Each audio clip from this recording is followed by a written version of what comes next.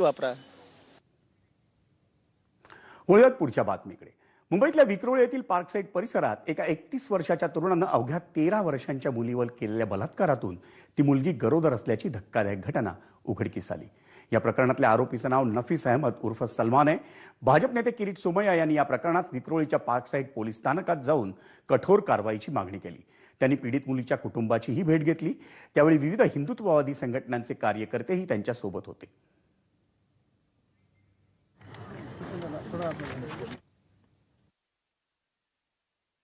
हे अतिरेकी धर्मांध मुस्लिम आणि बांगलादेशी माफिया हिंदू मुलींना फसवतात।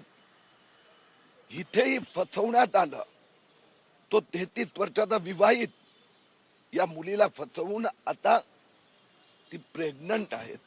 त्यावर कठोर सजा होणार। पण मी पोलिसांकडे गेले काही दिवस सातत्याने संघर्ष करतोय।